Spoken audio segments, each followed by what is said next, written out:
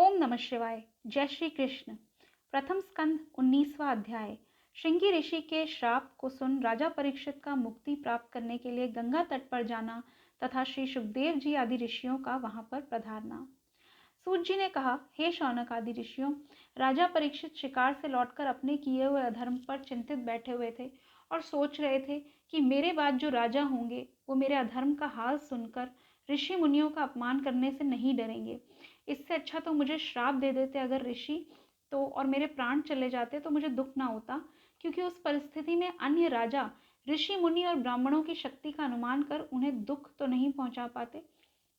जब वो ये विचार कर ही रहे थे तो शमीक ऋषि के शिष्य कुर्मुक ने उनके समीप जाकर कहा कि हे राजन, शमीक ऋषि ने आपको आशीर्वाद देने के पश्चात यह भी कहला भेजा है कि जिस समय आप उनके आश्रम में गए थे उस समय समाधिस्थ रहने के कारण उन्हें आपके वहां आने का तथा पानी मांगने का कुछ भी आभास नहीं हुआ था, परंतु अपने क्रोध के आवेश में उनके गले में जो मृतक सर्प आपने डाल दिया था उसका उन्होंने कोई बुरा नहीं माना है, बल्कि वे आपको जल ना पिला सकने के कारण बड़े लज्जित हैं।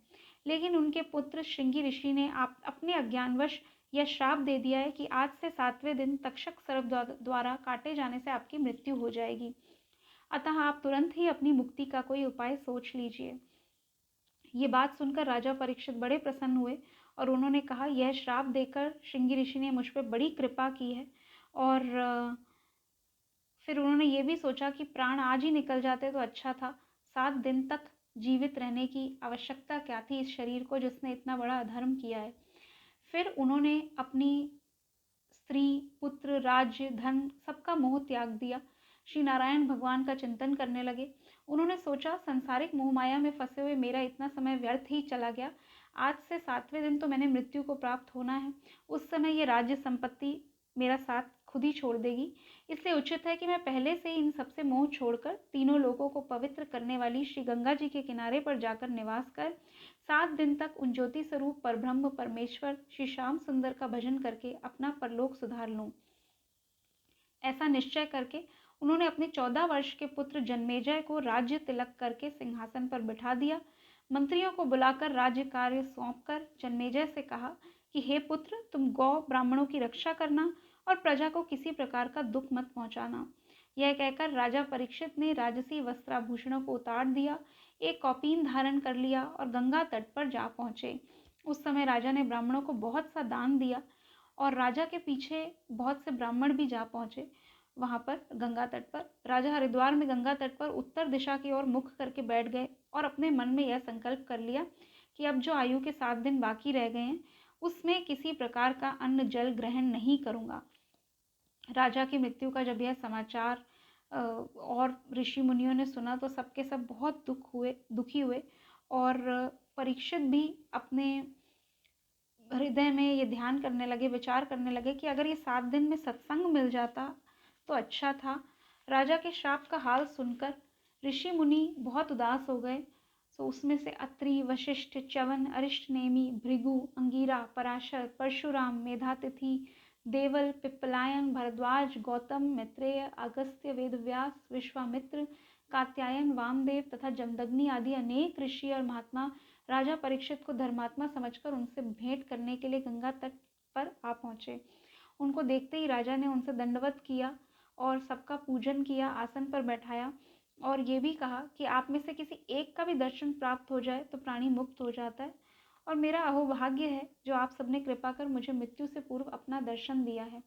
तो आप सब लोग कृपा करके 7 दिन तक यहाँ और ठहरिए। आप लोगों के यहाँ रहने से मेरा मन संसारी मोहमाया में नहीं लगेगा और 8 प्रहर प्रभु की चर्चा में बीतेंगे। और मुझे कृपा करके कोई ऐसा उपाय बताइए जिससे मैं इन 7 दिनों के भीतर आवागमन से छूट जाऊं। तो अब हर ऋषि एक कोई ना कोई उपाय कहने लगा। तो किसी ने कहा, तुम तीर्थ स्थान का बहुत पुण्य कहा गया है तो तुम तीर्थ स्थान पर जाओ। तो दूसरे ऋषि ने कहा, तुम यज्ञ करो। तीसरे ने कहा, तुम धन दान करो। और चौथे ने कहा, तुम मंत्र जप करो। तो सभी ऋषियों ने अपनी अपनी बुद्धि के अनुसार राजा को उपाय बताए, परंतु किसी की बात सर्वोत्तम नहीं ठहरी। राजा परीक्षित ने बोला कि हे ऋषिवरों, आप लोगों ने जो उपाय बताए हैं वो सब हैं तो श्रेष्ठ, परंतु इसी के लिए समय की आवश्यकता है और मेरे पास सिर्फ 7 दिन है। तो आप लोग कोई ऐसा उपाय बताइए जो 1 सप्ताह में ही संपन्न हो सके।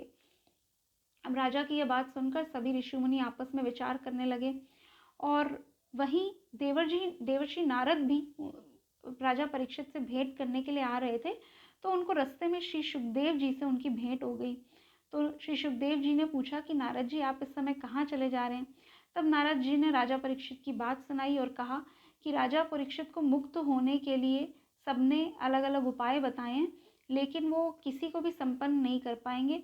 इसलिए आप कृपा करके राजा परीक्षित के पास चलिए और उन्हें श्रीमद् भागवत का सप्ताह पारायण सुनाकर भव सागर से पार कर दीजिए। नारद जी की बात सुनकर श्री सुखदेव जी ने राजा के पास जाना स्वीकार नहीं किया।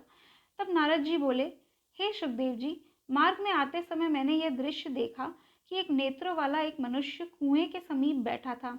उसी समय एक अंधा आदमी उस स्थान पर आया और वह कुएं में गिरकर मर गया। उस आंख वाले आदमी ने उस कुएं की ओर जाते हुए आदमी को रोका नहीं।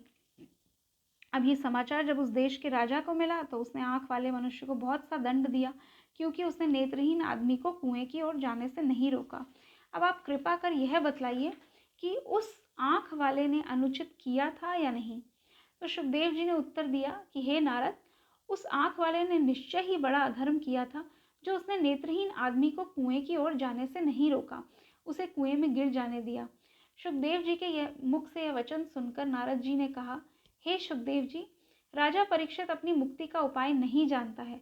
ऐसे हालात में यदि आप उसे मार्ग नहीं दिखलाएंगे तो उसके नरक में जाने का पाप आपको लगेगा।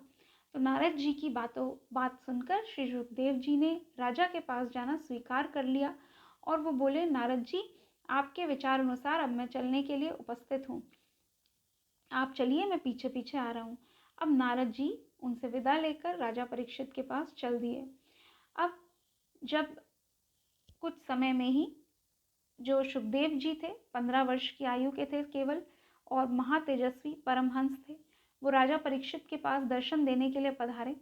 उस समय जितने भी ऋषि मुनि थे, खड़े होकर उन्होंने सुखदेव जी का स्वागत किया, उनको सबसे ऊंचा आसन दिया। तो राजा परीक्षित के मन में यह संदेह उत्पन्न हुआ कि इन वयोवृद्ध ऋषियों के बीच में महाराज सुखदेव जी सबसे कम उम्र के हैं।